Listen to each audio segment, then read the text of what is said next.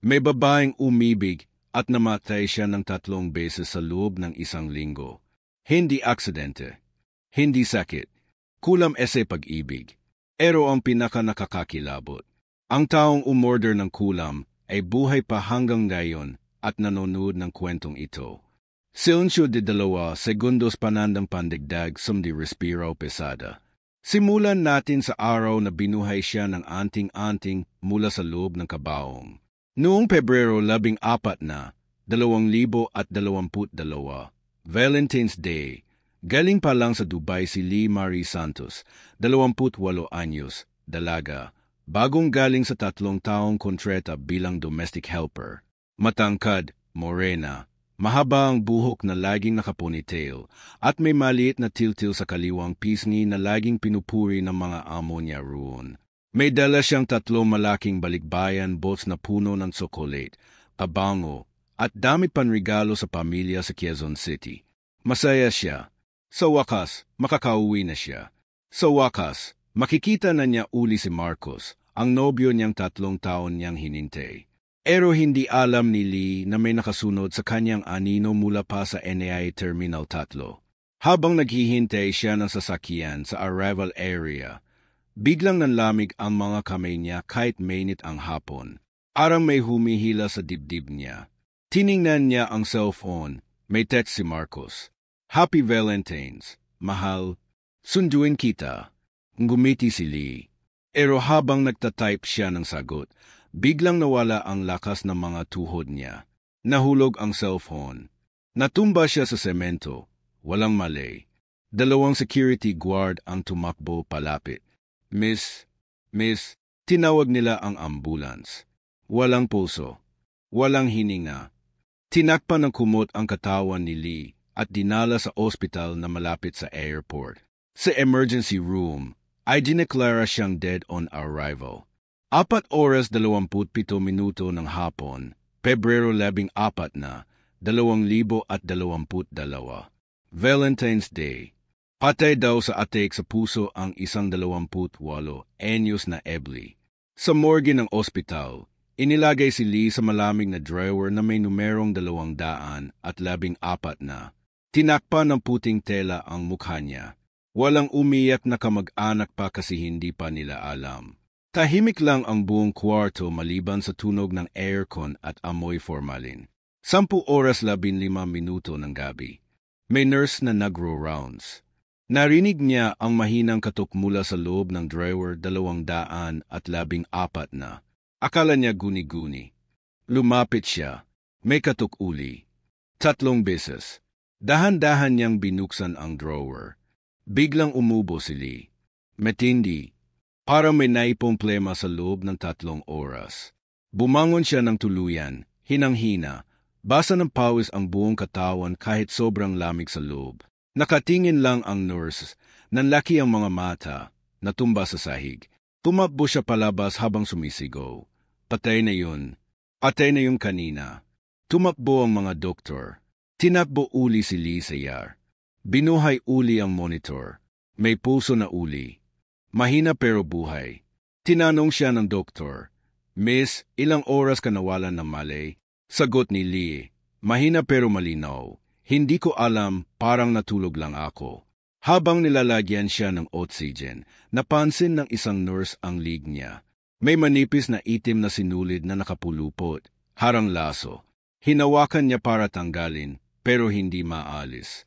Para bang tumubo na sa balat. Tinakpan ito ng gauze at tinawag ang pamilya.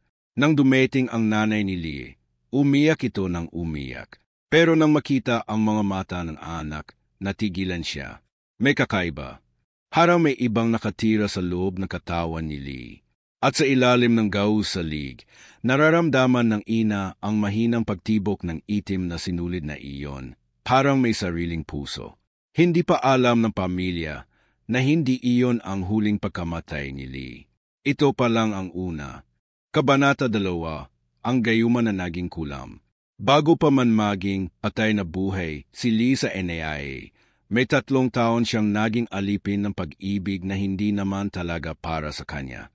2018, Enero, sa isang maliit na barangay sa Imus, Cavite, Unang nakita ni Lee si Marcos sa pamamagitan ng kaibigan niyang si Jessa. Si Marcos Reyes, 32 anyos, guwapo, mayaman, may-ari ng 3 trucking business, at kilalang meton sa bayan pagdating sa babae. May tattoo ng ahas sa lig at singsing na itim na bato sa kaliwang kamay na hindi niya tinatanggal kahit matulog. Sabi ng mga tao, lahid daw na mangkukulam ang pamilya niya mula pa sa lola niyang si Aling Simang na kilala sa buong Cavite bilang may hawak ng itim na aklat. Isang gabi sa birthday party ni Jessa, inabutan ni Marcos si Lee na nakaupo mag-isa sa labas ng bahay. May hawak siyang maliit na bote ng langis na kulay ginto. Inamoy niya ito sa harap ni Lee at sinabing, "Para sa'yo, too." Amoy sampagita, pero may halong iba. Hinimas niya ang buhok ni Lee at hinayaan siyang umamoy. Sa oras na iyon pa lang, parang nawala ang mundo ni Lee. Ara siyang natulala, natunaw ang tuhod, at ang puso niya ay biglang umikot lang kay Marcos. 3 araw pagkatapos noon, hindi na makatulog si Lee kung hindi nakakausap si Marcos. Kahit anong gawin niya, si Marcos lang ang laman ng isip niya. Petty ang panaginip niya. Si Marcos na nakashoot ng puti na nakatayo sa gitna ng bukid ng tubo, nakaabot ang kamay. Tuwing gising siya, may amoy ng insenso at bulaklak na sampagwita sa kwarto niya kahit wala namang nakasindi. Hindi alam ni Lee na iyon ang gayuma na gawa sa dugo ng itim na manok na pinatay sa krus ng kalsada, hinalo sa langis ng niyog na kinuha sa niyugan ng patay, at binasbasan ng itim na kandila sa harap ng larawan niya na kinuha ni Marcos sa Facebook. 7 gabi itong inawit ng lola niya habang hawak ang damit na isinusuot ni Lee noong party. 1 buwan lang, naging sila na. Umalis si Lee sa trabaho niya bilang cashier sa mall at tumira na sa bahay ni Marcos sa Bacoor. Binigyan siya ng bagong cellphone, bagong damit, at bagong pangalan sa mga kaibigan niya. MRS Reyes na, kahit hindi pa sila kasal. Walang reklamo si Lee. Masaya siya. Sobrang saya. Pero tuwing titingin siya sa salamin, parang may ibang nakatingin pabalik sa kanya. Hanggang isang araw, nakita niya si Marcos na may kahalikan sa loob ng sasakyan sa harap ng kanila mismong bahay. Babaeng bata, 19 anyos, bagong graduate. Nang magalit si Lee, sinampal siya ni Marcos at sinabing, "Hindi mo ako awayin. Akin ka hanggang gusto ko." At doon niya naramdaman na parang may tali sa lig niya na humihigpit tuwing magagalit si Marcos. Nang magdesisyon si Lee na umalis at mag-offo na lang, sinabi niya sa sarili, "Tapos na to." Pero hindi alam ni Lee na noong gabing umalis siya papuntang agency, dinala ni Marcos ang isang supot ng buhok niya, isang piraso ng damit na may regla stains niya, at isang larawan nila na pinutol niya ang mukha ni Lee at pinalitan ng mukha ng bagong babae. Sa isang liblib na nipa at sa Tanza, Cavite, ginawa ang ritual ng pagbabalik ng gayuma sa kulam. 7 itlog na itim ang sinindihan. Itong kandila na pula ang pinatay sa dugo ng itim na pusa. At ang huling sinabi ng mangkukulam na babae habang sinusunod ang larawan. Hindi siya makakaalis. Hindi siya makakaibig uli. At kapag sinubukan niyang tumakas, kukunin ko ang buhay niya ng paulit-ulit. Hanggang sumuko siya at bumalik sa iyo. Noong gabing iyon, nagsimula ang bangungot ni Lee sa Dubai. Tuwing 12:00 ng gabi, may humihila sa paa niya palabas ng kama. Tuwing titingin siya sa salamin, may nakamasid na babaeng walang mukha. At tuwing may lalaking magpapakilala sa kanya, biglang sasakit ang ulo niya at may dugong lumalabas sa ilong. Hindi niya alam na hindi na gayuma ang nasa katawan niya. Kulam na ito, kulam na may habol buhay. At ang unang pagkamatay niya sa NAA. Hindi aksidente. Ito ang simula ng pagbawi ng sumpa. Kabanata 3, ang albularyo sa liblib na barangay. Matapos ang unang pagkamatay at pagkabuhay ni Lee sa morgue, dinala siya ng pamilya niya sa Quezon City General Hospital. 3 araw siyang nakaratay. Walang lagnat, pero parang wala siyang lakas. Tuwing matutulog siya, gigising siyang umiyak at sinasabing, "May humihila sa akin pababa, parang may kamay sa lig ko." Tinakpan na ng gauze ang lig niya, pero kahit anong gamot ang ibigay ng doktor, nananatili ang itim na sinulid na nakapulupot na parang ugat na buhay. Sa ika-4 na araw, dumating ang tiyahin niyang si Tia Rosa mula Laguna. Matandang dalaga, kilala sa kanila bilang may kaunting kaalaman sa mga ganitong bagay. Tiningnan niya lang si Lee sa mga mata at biglang nanindig ang balahibo niya. Hindi sakit to, sabi niya, kulam to. At hindi basta kulam, may petong. Kinuha niya ang pulsuhan ni Lee at hinawakan ng mahigpit. May kontreta ang puso niya. May nagmamay-ari na sa kanya. Walang choice ang pamilya. Kahit takot na takot sila, dinala nila si Lee sa barangay San Roque, Tanza, Cavite, mismong lugar kung saan ginawa ang ritual ni Marcos. Doon daw nakatira ang pinakamakapangyarihang albularyo na buhay pa, si Mang Tino, mahigit 70 taon na, bulag mula ng ipanganak, pero nakakakita ng mga bagay na hindi nakikita ng mga may meta.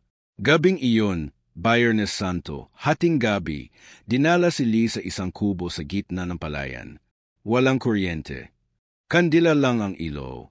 4 na sulok ng kubo may nakabaon na boat ng tubig na may bawang at asin. Sa gitna, isang banig na puti. Inupo si Lee doon. Si Mang Tino, payat, nakasuot ng puting kamiseta na madumi na, nakaupo sa harap niya. Hawak ang isang maliit na basket na puno ng dahon ng mayana, balat ng bayabas, at isang maliit na krus na gawa sa kawayan. Hindi nagsalita agad si Mang Tino. Una niyang ginawa ay ang pagtawas. Kumuha siya ng kandila, sinindihan, at hinayaan ang wats na tumulo sa isang mangkok na may tubig. 3 beses niyang ginawa. Sa unang tulo, nabuo ang hugis ng ahas. Sa pangalawa, nabuo ang mukha ng lalaki, si Marcos. Sa pangatlo, nabuo ang isang babaeng walang mukha na nakayuko. 2 ang sumpa. Bulong niya. Una, gayuma na ginawang kulam. Pangalawa, may espiritong babae na ginagamit bilang tagapagbantay. Hindi lang siya pinapatay, pinipilit siyang bumalik sa lalaking iyon. Tumingin siya kay Lee kahit bulag. At kung hindi natin maputol, mamamatay siya uli at sa 3 beses, hindi na siya babalik. Kumuha si Mang Tino ng isang maliit na supot na katad ng stingray. Binuksan niya ito at inilabas ang anting-anting, isang maliit na bato na kulay berde na may butas sa gitna, may nakasuksok na piraso ng balat ng anak pawikan, at may nakasulat na orasyon sa Latin na hindi na mabasa ng malinang. Ito ang ipinasa sa akin ng lolo ko noong 1940. 4 na henerasyon na itong lumalaban sa kulam. Pero hindi ito basta isinusuot. May kapalit. Tinanong ng nanay ni Lee, magkano po, Mang Tino? Ngumiti siya ng walang ngipin. Hindi pera ang kapalit. Buhay. Kapag naputol ang sumpa, may isang tao ang kailangang magbayad. Hindi kinakailangang mamatay kaagad, pero darating ang araw, kukunin din siya. Tahimik ang lahat. Si Lee, kahit mahina, tumango. Kahit sino po, basta ako na lang ang magdusa. Dahan-dahang isinabit ni Mang Tino ang anting-anting sa lig ni Lee, sa ibabaw mismo ng itim na sinulid. Sa oras na mahipo nito ang balat niya, biglang nanginginig si Lee. Arang may kidlat na tumama sa katawan niya. Sumigaw siya. Itim na usok ang lumabas sa bibig niya na may amoy bulok na itlog at insenso. Tumilapon ang kandila. Nawala ang ilaw. Sa dilim, narinig nila ang boses na hindi kay Lee. Malalim, lalaki, galit. Hindi siya maaalis sa akin. Sigaw nito. At biglang may humila kay Lee palabas ng kubo. Tumakbo ang pamilya sa labas. Nakita nila si Lee na nakalaylay ang katawan, parang may hawak na kamay sa lig niya na nakaputi. Walang mukha, nakalutang sa air. Tinakbo ni Mang Tino ang krus na kawayan at itinurok sa lupa. Sa pangalan ng Ama, ng Anak, at ng Espiritu Santo, bumalik kaya sa impyerno. Sigaw niya, at doon, biglang nawala ang babaeng walang mukha. Nahulog si Lee sa putik, walang malay. Nang tingnan uli ni Mang Tino ang anting-anting, may dugo na itong umiyak. Totoong dugo. Pula. Mainit. At ngayon pa lang, bulong niya, nagsimula na ang pagbabayad. Hindi pa alam ni Lee na sa gabing iyon, Habang natutulog siya sa banig, may isa pang pangalan na nakasulat na sa listahan ng kamatayan. At hindi siya ang nakalista. Kabanata 4, ang ritual ng pagtatapon ng sumpa. 4 na araw pagkatapos ng unang gabi kay Mang Tino, nagpasya ang matanda na kailangan ng gawin ang pagtatapon, ang pinakamalakas na ritual para maputol ng tuluyan ang sumpa. Hindi basta orasyon o anting-anting lang. Kailangang ibalik sa pinagmulan ang kulam, at kailangang may tatanggap nito pabalik. Inili ni Mang Tino ang gabing walang buwan, bagong buwan ng Mayo, alas 12:30 ng gabi. Ang lugar, tabing ilog ng San Juan River sa Tanza, Cavite, kung saan daw unang isinagawa ang ritual ni Marcos. Sabi niya, kung saan nagsimula ang sumpa, doon din dapat matatapos. 7 bagay ang dinala. 1, 7 itlog na itim mula sa manok na ipinanganak sa Biyernes Santo. 2, 7 pula na kandila na ginawa mula sa taba ng petay. 3, 7 piraso ng sinulid na itim na galing mismo sa lig ni Lee. 4, 7 dahon ng kakao na may dugo ni Lee. 5, 7 barya na galing sa libing ng hindi pa nabinyagan. 6, 7 patak ng langis na ginamit sa gayuma. Ito, at ang anting-anting na umiyak na ng dugo. Bago pa man mag-alas 12, dinala si Lee sa pampang ng ilog. Nakashoot siya ng puting damit na walang tahi, walang brief, walang bra, puro puti, kahit ang buhok ay nakalugay. Hawak niya ang anting-anting sa kaliwang kamay. Si Mang Tino, nakashoot ng itim na barong, hawak ang isang tabak na gawa sa kawayan na may nakasulat na Latin sa talim. Nagsimula ang ritual.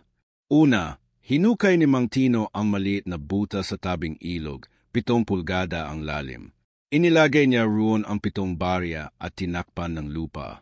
Pagkatapos, sinindihan niya ang 7 pula na kandila at inayo sa bilog sa paligid ni Lee na nakaupo sa gitna. Simulan na natin, bulong niya.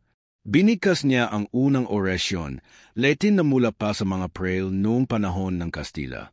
Habang binabanggit niya ang mga salita, unti-unting umihip ang hangin kahit walang ulan. Nagsimulang umikot ang mga dahon sa paligid kahit walang tao. At ang pinakamalakas, nagsimula ng umiyak ng dugo ang anting-anting. Totoong dugo. Pula. Mainit-init. Tumulo sa kamay ni Lee na parang luha. Sa ikatlong orasyon, biglang may lumitaw sa kabilang pampang ng ilog, isang babaeng nakaputi. Mahaba ang buhok na tumatakip sa mukha, nakalutang sa ibabaw ng tubig. Walang paa. Walang mukha kapag iniangat ang buhok. Ito na ang espiritong ginagamit bilang tagapagbantay ng kulam. Huwag kang tumingin, sigaw ni Mang Tino kay Lee. Pero huli na. Nakita na ni Lee. At sa oras na iyon, para may humila sa lalamunan niya, biglang sumakit ang lig niya. Bumuka ang bibig niya at may itim na usok na lumabas na may amoy bulok na karne at insenso. Tinuloy ni Mang Tino ang orasyon. Kumuha siya ng itlog na itim at sinuntok sa ulo ni Lee. Sumabog ang pula ng itlog, pero hindi pula. Itim iyon, parang tinta, at may buhok sa loob. Sunod-sunod niyang sinuntok ang natitirang itlog sa noo, lig, dibdib, at pusod ni Lee habang binabanggit ang pangalan ni Marco sa bawat suntok. Sa ika-6 na itlog, biglang sumigaw ang babaeng walang mukha sa kabilang pampang. Mataas. Nakakabinging sigaw na parang daang babae ang sumigaw ng sabay. At doon, biglang nawala si Lee sa harap nila. Parang natunaw sa hangin. Wala na sa bilog ng kandila. 3 oras silang naghintay. 3 oras na nagdarasal si Mang Tino habang hawak ang tabak. 3 oras na umiyak ang nanay ni Lee sa takot. Nang mag-alas 3:30 na madaling araw, narinig nila ang mahinang iyak mula sa malayo. Sa may puno ng balete sa gitna ng palayan, nakita nila si Lee, nakayakap sa puno, basang-basa ng putik, nakalugay ang buhok at nakatingin sa kawalan. Sa lig niya, wala na ang itim na sinulid. Pero ang anting-anting, puno na ng dugo na parang binuhos na ang buong laman. Dinala nila si Lee pauwi. 3 araw siyang natutulog nang hindi gumigising. Sa ika-3 araw, nagising siya at sinabi ang mga salitang hindi nila malilimutan. Pinili ko na po ang kapalit. Hindi na ako ang mamamatay.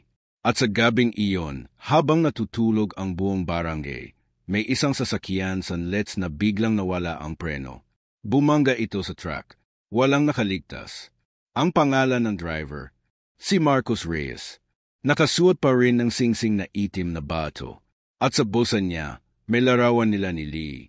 Pero ang mukha ni Lee ay wala na. Inalitan ng mukha ng babaeng walang mukha na nakangiti. Kabanata 5, ang kapalit. 3 araw at 3 gabi si Lee natutulog ng walang kibo, walang panaginip na may kukuwento. Parang patay na katawan na lang na humihinga. Ang nanay niya, si Aling Tess, hindi umalis sa tabi ng kama. Hawak lang ang kamay ng anak habang umiyak at nagdadasal ng rosaryo ng paulit-ulit. Si Mang Tino, pagkatapos ng ritual sa tabing ilog, umuwi na sa kubo niya at sinabing, hintayin na lang nating. May nagbayad na. Ika-4 na araw, Mayo 19, 2022, alas 5 ng umaga, biglang bumangon si Lee. Matangkad pa rin, pero parang may ibang tao sa loob ng katawan niya. Diretso ang tingin, malamig ang mga mata. Walang ngiti. Hinanap niya agad ang anting-anting na nakasabit pa rin sa lig niya. Tiningnan niya ito ng matagal. Wala ng dugo. Umuti na uli ang bato. Pero may bagong ukit na lumitaw sa gitna, maliit na hugis puso na may bitak sa gitna. Ma, tawag niya sa nanay niya na gulat na gulat. Nay, tapos na po. Ligtas na ako. Tinanong agad ni Aling Tess, anong ibig mong sabihin, anak? Sinong nagbayad? Ngumiti si Lee, pero hindi yung dating ngiti niya na matamis at may dimplo. Malamig. Mepet. May pinili na po ako. Nay, hindi na ako ang mamatay ulit. Hindi na siya nagkwento pa. Tumayo siya, naligo, nagbihis ng puti, at nagluto ng almusal na parang walang nangyari. Pero ang buong barangay, simula ng umagang iyon, parang may mabigat na hangin. Walang aso na tumataho. Walang manok na tumilawk. Tahimik na tahimik. Alas 8 ng umaga, may tumawag sa cellphone ng kapatid ni Lee na si Junjun. Pulis mula sa Let's. May aksidente po kahapon na madaling araw. Isang Fortuner na bumangga sa trailer truck. Walang preno. Patay on the spot ang driver. Nakita po namin ang ay niya, Marcos Reyes, taga Bacoor, Cavite. May hawak po siyang picture ninyo raw ng 18 niyo.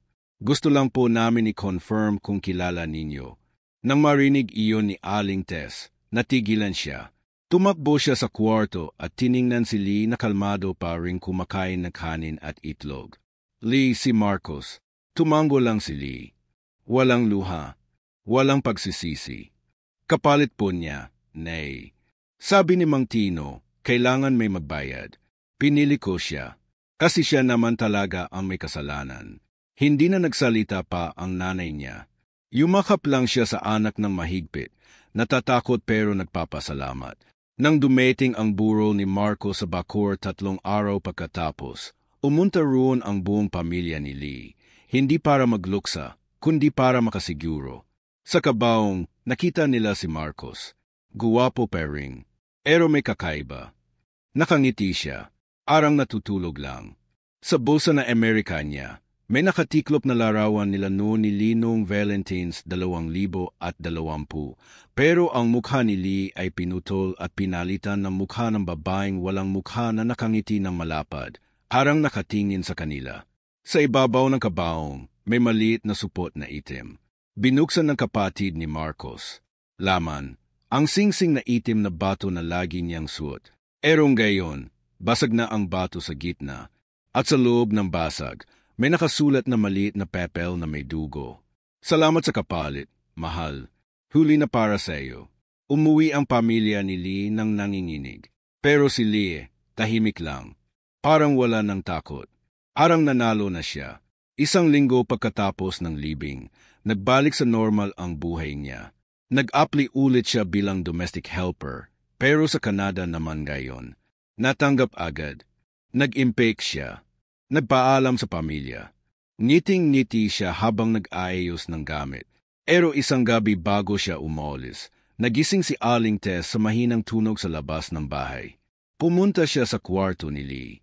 Nakita niyang nakaupo ang anak sa harap ng salamin, nakatitig sa sarili, at may hawak na gunting.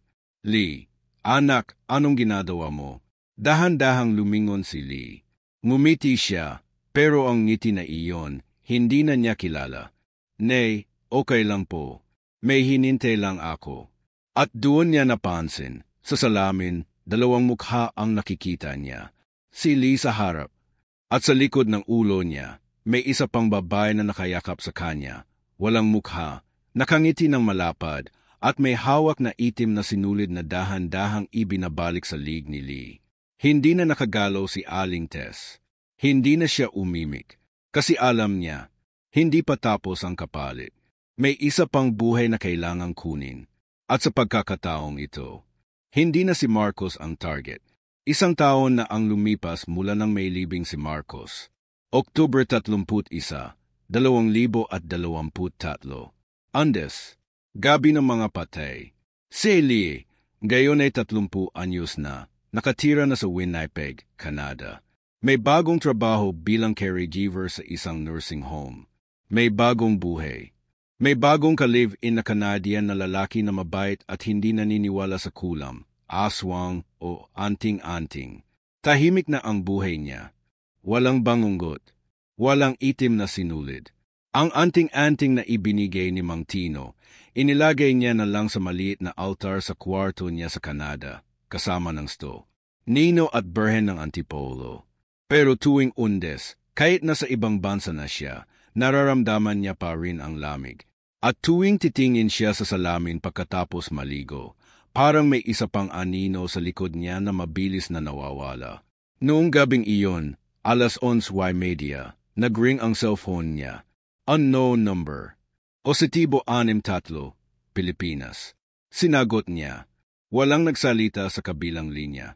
Pero narinig niya ang tunog na mahinang awit, yung awiting laging kinakanta ni Marcos noon kapag lasing.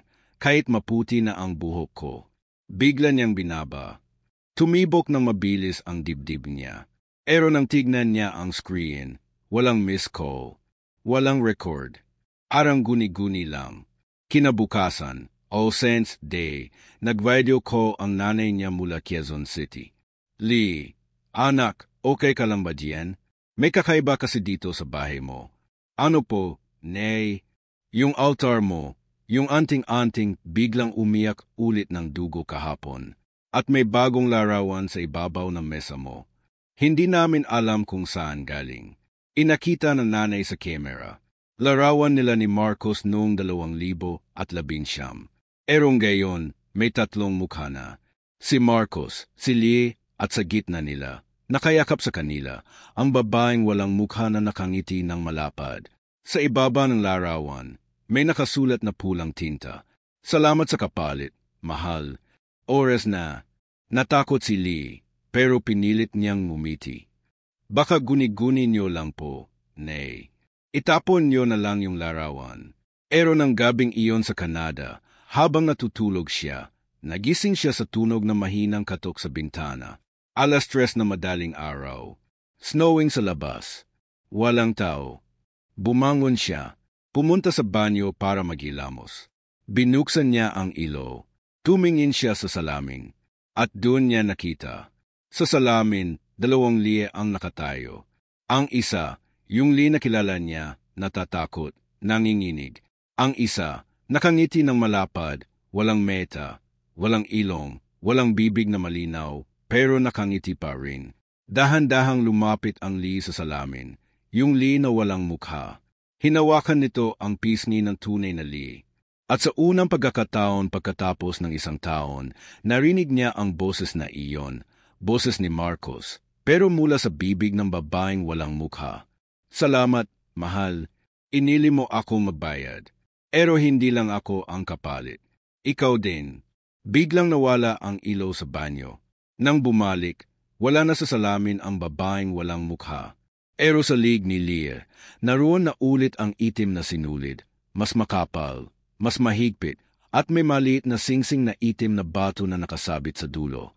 At sa cellphone niya, may bagong mensahe mula sa numero na walang pangalan. Maligayang Ondes, mahal. Bukas, ikaw naman ang magiging kapalit ko. Kahit nasa Canada ka pa, hindi mo ako matatakbuhan. Dahil ngayon, ako na ang nasa loob mo. Hanggang ngayon, buhay pa si Lee. Nagtatrabaho pa rin. Ngumingiti pa rin. Pero tuwing titingin siya sa salamin pagkatapos ng 3:00 na madaling araw, may dalawang ngiti na ang nakikita niya. Isa ang sa kanya. Isa ang sa kanya pa rin. Pero hindi na siya ang may control. At kung ikaw na nagbabasa nito, kung may ets kang minahal ng sobra, at ngayong Undes, nakatanggap ka ng mensahe mula sa numero na matagal nang hindi na aktibo, huwag mo nang buksan, huwag mo nang sagutin, kasi baka, katulad ni Lee, hindi mo na alam kung sino talaga ang humihinga sa loob ng katawan mo. At kung titingnan mo ang salamin ngayon, baka may isa pang ngiti na ang nakatingin sa'yo. Hindi na ako ang nagsasabi nito. Siya na, Marcos, o sino man ang nasa loob niya ngayon.